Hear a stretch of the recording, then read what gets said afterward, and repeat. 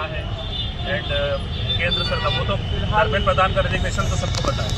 यहाँ की जो गवर्नमेंट है, स्पेशली इंदौर का जो प्रशासन है, इंदौर का जो एडमिनिस्ट्रेटिव है, इनसे आपकी लोगों की क्या डिमांड है? कोई हेल्प मिल रहा है इन लोगों से? कोई सपोर्ट है इनसे? क्या है? देखिए, हमारे जो सबसे पहले मैं सपोर्ट है CM जी के पास आऊँगी कि CM जो है हमारे राघव जी, तो वो उनके काफ़ी ज़्यादा पढ़े लिखे होने की बात है सारी जाती, PhD वगैरह कर, डॉक्टरेट है वो। हाँ, तो डॉक्टर मोहन यादव से यही बोलना चाहूँगी कि आप आइए, सपोर्ट इन्हीं आप जब वोटिंग हुआ था तब इन्हीं यूथ के घर आप जाके इन्हीं यूथ से आपने वोट लिया था कि हम आपका समर्थन करेंगे शिक्षा में और विकास में, सभी में आपका समर्थन करेंगे। जब आज उनकी ज़रूरत इन लोगों को पड़ रही है तो वो यहाँ पे नहीं आए हैं।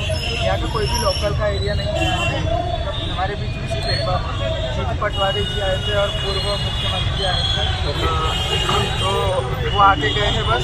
और यहाँ की पुलिस का भी हमको समर्थन चाहिए। और हम यहाँ के जो विधायक है और यहाँ के जो एडमिनिस्ट्रेशन के जो जितने अधिकारी है उन सभी से यही कहना चाहूँगी कि आप हमें आके सपोर्ट कीजिए, क्योंकि आप अगर अपने प्रदेश के बच्चों को न्याय नहीं दिलवाएंगे तो कौन दिलवाएगा।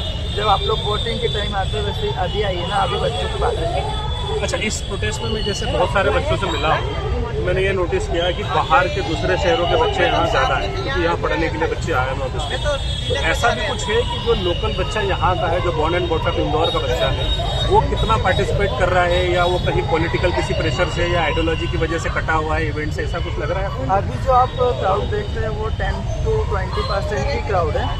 ये हॉट स्पॉट बोला जाता है स्टडी के मामले में, बोला ना ये स्टडी पॉइंट है, ये कोचिंग हब वगैरह है ना, स्टूडेंट हब है। तो यहाँ पे जितनी संख्या होना चाहिए उस हिसाब से कुछ भी संख्या नहीं है अभी।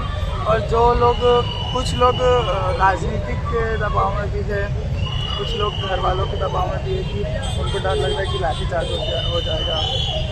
20 जुलाई के बाद से क्राउड कम हो गया था, क्योंकि जब वहाँ पे लाठीचार्ज हुई थी ना, उसके बाद बच्चे डरे होंगे पेरेंट्स डर गए हैं कि लाठीचार्ज होगा या तो कुछ भी अनहोनी हो जाए बच्चे, इसलिए उनको आने नहीं दिया। अच्छा, एक चीज़ मैंने और नोटिस करी अभी बच्चों से जब मैं बात कर रहा था, तो बच्चों के हाथ में जो कप्पियाँ थी जिनको कुछ लिख कर लाए थे, तो वो अपने फेस को कवर कर ले रहे थे।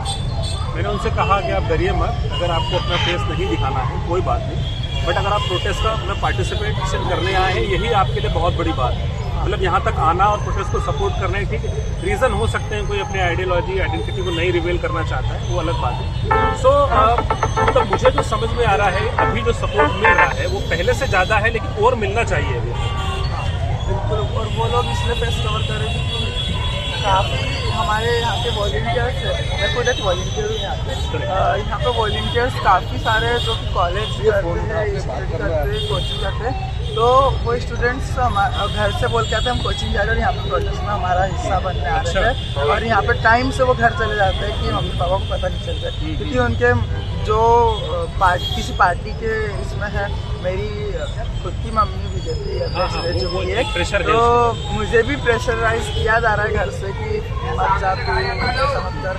मेरे पास भी कुछ बीजेपी के लोगों के मैसेज आए रखे हैं कि आप मत जाइए, तो आपके साथ अच्छा नहीं होगा। कल भी मैं जल्दी चली गई थी यहाँ से 10 बजे अपनी कार से, तो क्योंकि मुझे यहाँ पे खतरा लग रहा था कि मेरे कारण यहाँ पे प्रोटेस्ट खराब ना हो, इसलिए आज भी मुझे कहीं पे डर है कि यहाँ पे कोई कुछ कर नहीं दे, या फिर कोई बीजेपी का यहाँ पे कोई पार्टी का समर्थन में करने नहीं आई, धर्म का समर्थन कर नहीं, बच्चों के भविष्य की बात है, बच्चों का भविष्य। मैं तो एक फैशन डिज़ाइनर हूँ, मुझे कुछ भी लेना देना नहीं है नीट के पेपर से, लेकिन आज का जो एजुकेटेड सिस्टम है वो हमारे फ्यूचर के लिए बहुत बेकार है। और जो एजुकेटेड मंत्री है वो भी कहीं ना कहीं उसी की गलती के कारण जो हमारे 21 बच्चों की। एक चीज़ और मैं आपसे जानना चाहूँगा कि हमने देखा है पहले भी कि जो फर्स्ट टाइम वोटर है वो काफ़ी सपोर्ट किया है रूलिंग गवर्नमेंट को, एंड प्राइम मिनिस्टर ने कुछ स्टेट से भी कहा था कि फर्स्ट टाइम वोटर हमको सपोर्ट करता है। तो ये जो सिनारियो बन रहा है अभी पेपर लीक को लेके, एग्जाम कैंसलेशन को लेके, तो वो यूथ को आप कैसे देख रहे हो? उनमें गुस्सा है यूथ में, रियली वो मतलब इस चीज़ को रियलाइज़ कर रहे हैं कि जो हो रहा है वाकई में गलत है? वो जो बच्चे रो देते हैं बात करते करते, अभी हमारे हर एक बच्चे को माइक दिया जाता है हमारे बोलने से, बच्चे बोलते बोलते इतने भावुक हो जाते हैं कि उनके आंखों से आंसू आ जाते हैं। और आक्रोश बहुत से बच्चों में लेकिन हम लोगों ने गांधी जी के पथ पे चल रहे हैं, अहिंसा परमो धर्म, तो अहिंसा से ही लड़ना है, हमको गुस्सा नहीं दिखाना है, हमको किसी भी तरह की ताकत का इस्तेमाल नहीं करना है, सिर्फ हमें अपने शब्दों के प्रयास से हम जितना बोल सकते गवर्नमेंट से दरख्वास्त कर सकते हैं, अच्छे से प्यार मोहब्बत से। आप देख सकते हैं दिल्ली में जो प्रोटेस्ट हो रहा है, आप पुलिस वाले जो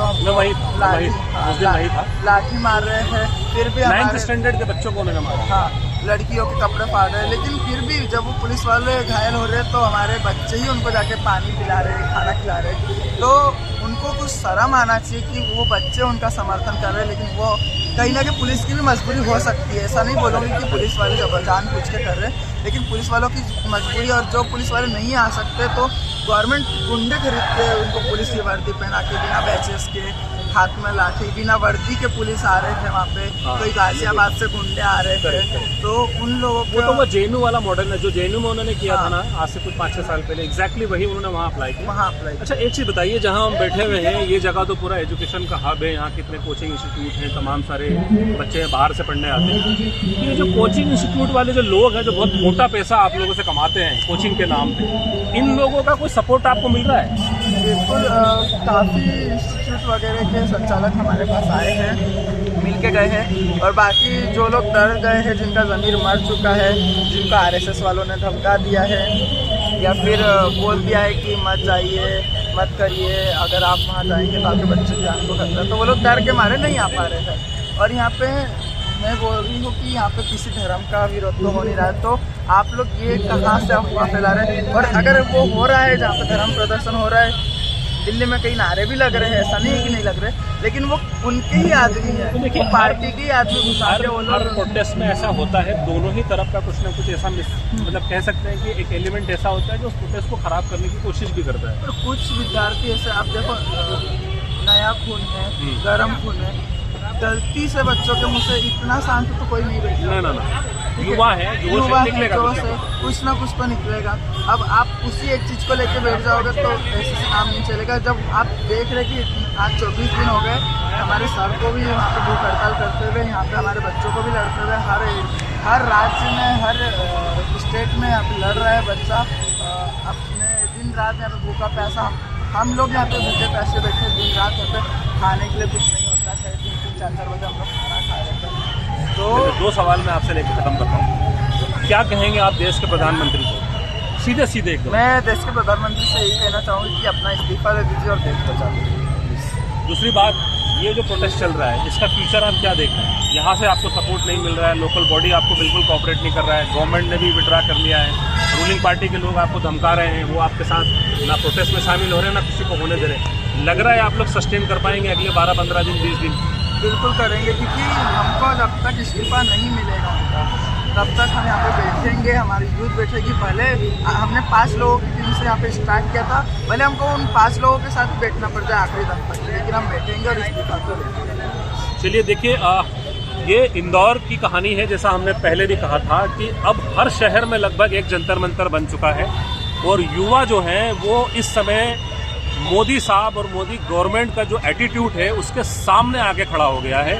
और जब युवा शक्ति सीना तान के खड़ी होती है तो आपने देखा है, चाहे वो अंग्रेज हो, चाहे वो हिटलर हो, चाहे कोई भी तानाशाह हो, उसको झुकना पड़ा है। ये इंदौर से है। इंदौर में इन्होंने पूरी कहानी बयां की, किस तरीके से प्रोटेस्ट चल रहा है, कैसे लोग आ रहे हैं, क्या परेशानियों का सामना करना पड़ रहा है।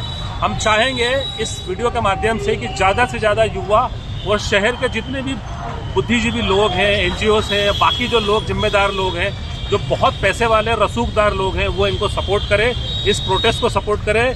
इंदौर में सैकड़ों साल के बाद कोई प्रोटेस्ट खड़ा हुआ है युवाओं का, इसको टूटने नहीं देना है, इसको बनाए रखना है, इसकी अपील हम करेंगे।